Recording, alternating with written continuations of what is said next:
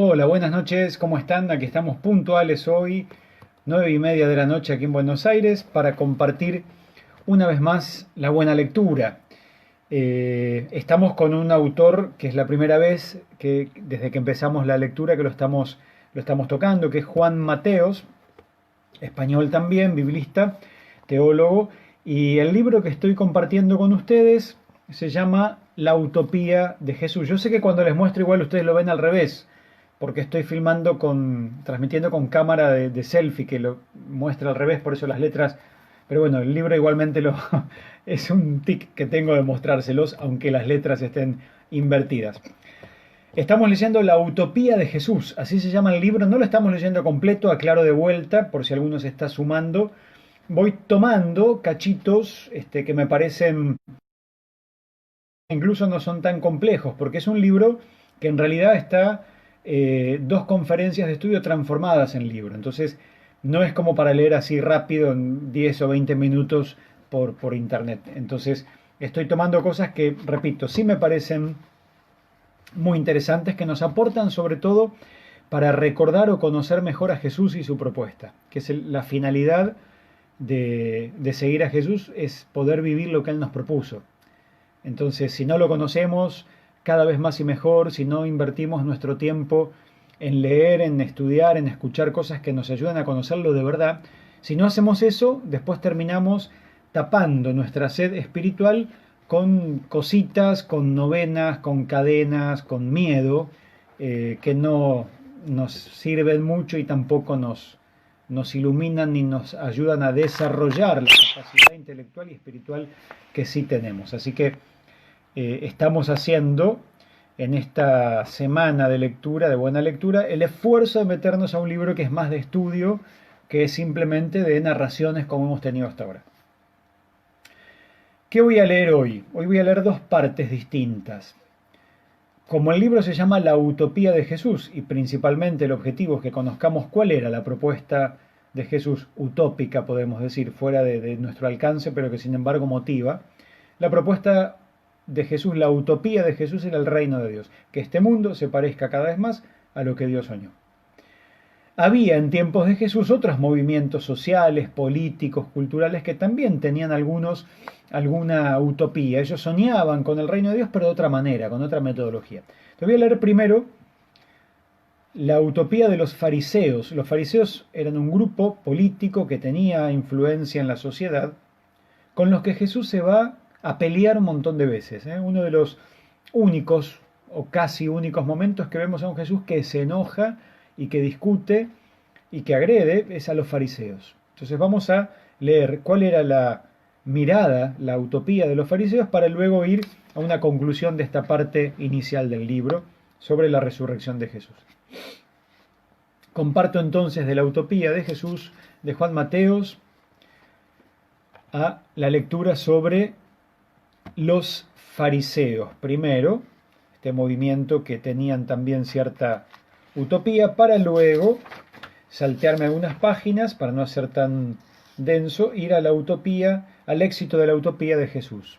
¿Sí? Así que bueno, por ahí vamos. Les pido, como siempre, el esfuerzo que puedan de la atención, saber que si algo nos queda complejo después se puede volver a escuchar para volver a meterle ahí neuronas y corazón y oído a lo que compartimos. Entonces, los fariseos del libro La Utopía de Jesús. De los movimientos que pueden llamarse utópicos, el primero y el más importante en aquel tiempo era el de los fariseos, caracterizados por la rigurosa observancia de la ley de Moisés. Ciertamente, anhelaban la llegada del reinado de Dios, pero consideraban que éste se produciría por exclusiva acción divina, acción de Dios. Su idea de la trascendencia divina, que excavaba un abismo entre Dios y el hombre, les impedía concebir que tocaba al hombre cooperar en la llegada del reino. Para ellos, la única tarea del hombre era la minuciosa observancia de la ley, pensando que esto aceleraría la acción exclusivamente divina. Ante los acuciantes problemas sociales de su tiempo, no tenían propuesta de qué hacer. Solo recomendaban el estudio de la ley, la piedad individual y la absoluta sumisión a Dios. Este punto es interesante, que el autor nos presenta con claridad, porque los fariseos querían que Dios reinara, pero ellos creían que nosotros no podemos hacer nada para que Dios reine. Este es cuestión de Dios. Él va a venir a reinar. Lo único que podemos hacer nosotros es estudiar la ley y vivir la ley. Por eso se la pasaban mirando quién cumplía y quién no, y lo acusaban. En el fondo había una buena intención, el método es equivocadísimo. Puede caracterizarse esta tendencia con un espiritualismo devoto sin compromiso alguno con la realidad social. Aunque estaban en profundo desacuerdo con el sacerdocio dirigente, no habían roto con la institución religiosa. Asistían al templo y al culto. Concebían el reinado de Dios como una restauración purificadora de las instituciones tradicionales. Por otra parte, los fariseos y los letrados formaban parte del Consejo Supremo o Sanedrín, y con ello participaban los fariseos del poder político y religioso. Santidad tenían, además, un enorme influjo sobre el pueblo, a los letrados como a maestros. ¿Por qué tenían fama de santidad? Porque ellos se habían encargado de hacer ver a la gente que santo era aquel que cumplía la ley. Ellos se dedicaban exclusivamente a cumplir la ley. No hacían otra cosa. Si alguien tenía hambre, ellos no. Si alguien estaba enfermo, ellos no resolvían nada. Lo sumo decían, estudia la ley, lee la ley, y se fijaban de que la gente la cumpliera. Eso era todo. En los evangelios, el enfrentamiento de Jesús con los fariseos y letrados es continuo. Jesús les echa en cara el ideal que se han propuesto, la perfecta observancia de la ley. Jesús les echa en cara esto, llevada con sus interpretaciones hasta el absurdo. Esta pretensión lo lleva al engreimiento y a buscar una fama de santidad que les permita dominar y explotar al pueblo. Por otra parte, desemboca en muchos casos en la hipocresía. También denuncia Jesús la falta de compromiso de los fariseos. Son ellos quienes filtran el mosquito y se tragan el camello, es decir, los que pagan religiosamente el diezmo del comino, pero se despreocupan de la justicia y del derecho. Desprecian al pueblo, que no conoce la ley ni puede dedicarse a una observancia tan absorbente. Pero además, Jesús denuncia que la ideología que ellos propugnan, centrando al hombre en complacer a Dios por la minucia continua, le quita toda libertad e iniciativa, reduciendo al ser humano a un estado de invalidez. Llevan al hombre a una invalidez humana por estar fijándose solo en la ley. Jesús denuncia esto. El ideal fariseo de un reino de Dios fundado en la perfecta observancia de la ley, impuesta por el Mesías maestro, ellos esperaban que así fuera, es el que Juan refuta en su evangelio en la escena con Nicodemo. Para Jesús, no es la imposición externa de normas la que construye una sociedad nueva, sino la existencia del hombre nuevo, pero que será movido por el Espíritu Santo. Entonces el contraste, para entender, creo que nos puede ayudar a comprender por qué Jesús se pelea tanto con los fariseos. Bueno, después el libro habla de los celotas, que eran guerrilleros, como Barrabás, habla también de otro grupo, los esenios, bueno, va hablando de distintos grupos y cómo cada uno de ellos esperaba el reino. Pero vamos a el éxito de la utopía que propone Jesús, que se cumplirá ¿cuándo? En la resurrección, victoria sobre la muerte. La resurrección de Jesús significa su victoria sobre la muerte. El término resurrección pertenece a la tradición farisea y en el Evangelio de Marcos Jesús lo usa exclusivamente ante oyentes judíos. Para los hombres en general habla de salvar la vida, en el sentido de obtener una vida que supera a la muerte. El que pierda su vida por causa mía y por la buena noticia, ese la salvará, dirá Jesús en el Evangelio de Marcos. En el Nuevo Testamento el término resurrección se usa muchas veces con sentido polémico. De hecho, a los ojos de todos, la postura del muerto es horizontal, acostado. Y la resurrección significa levantarse de nuevo, indica la vuelta a la vida. Si Jesús fue condenado a muerte y ejecutado por los representantes del sistema religioso político judío, se dice que Dios lo resucitó de la muerte, para subrayar que Dios da la razón a Jesús en contra del sistema religioso que pretendía tener autoridad divina. Repito esto porque es importante. La sociedad, sobre todo los maestros, los fariseos, la autoridad, se siente en ese momento con que Dios nos respalda a nosotros y condenamos a Jesús. Que Jesús vuelva a la vida es la demostración de que Dios estaba con él, no con ellos. Dios respalda a Jesús. Resucitar es levantarse. O sea, Dios lo levanta de la muerte para decir, estoy con él y no con ustedes, con la autoridad que lo mató. A los ojos de Dios, el condenado es el inocente en este caso. Sus jueces son los culpables. No solo eso, con la resurrección, Dios invalida la sentencia de muerte y de ahí en adelante. Sin embargo, dejando aparte los primeros tiempos del cristianismo, una formulación teológica más apropiada de la resurrección es la vida que vence a la muerte. El fundamento de la vida que no muere está en la comunicación del Espíritu, fuerza de vida y amor de Dios mismo.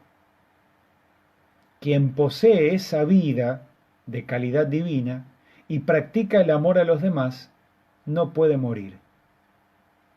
Es más, para la muerte física no es más que un accidente inevitable, pero que no conlleva ninguna experiencia de destrucción.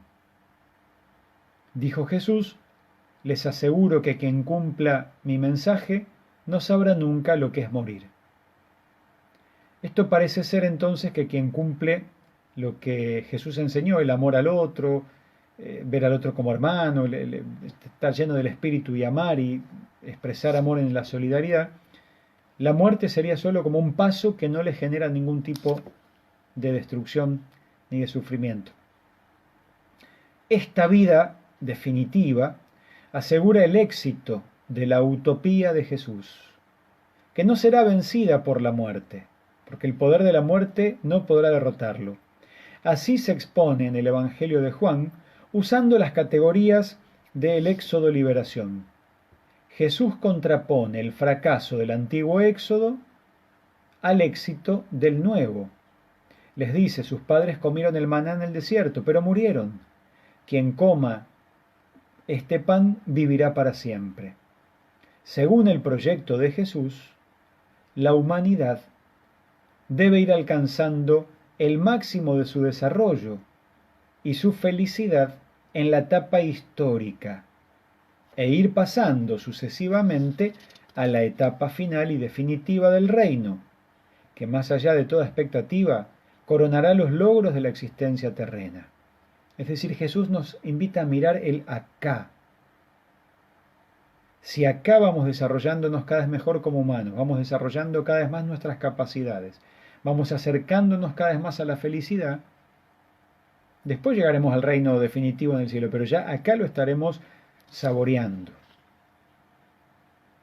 Conclusión. El Dios amor. La actividad y el mensaje de Jesús son la consecuencia de su experiencia de Dios como amor.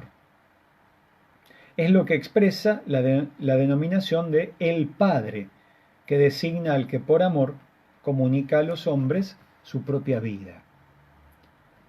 Si el Padre es amor sin límites al hombre, no puede tolerar que éste sufra, sea oprimido o se vea impedido de alcanzar la plenitud a la que está destinado. La realidad del Dios amor de la realidad del Dios amor se deriva su oposición a la injusticia, la actividad de Jesús en favor de los débiles e incluso su aceptación de la muerte con objeto de llevar a cabo su obra liberadora. Por eso, la actividad de Jesús se dirige particularmente a los más necesitados, a los marginados por motivos religiosos o sociales.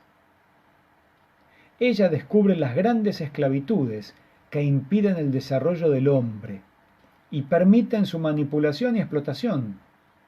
Son las ideologías religiosas y nacionalistas las que favorecen la marginación e impiden el amor y la fraternidad universal.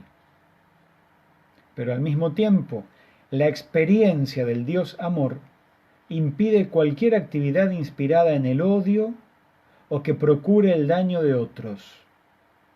De ahí la diferencia entre los episodios de liberación que aparecen en el Antiguo Testamento y la liberación que propone Jesús. Quien ama está dispuesto a dar la vida, no a quitarla, ni siquiera para salvar la propia.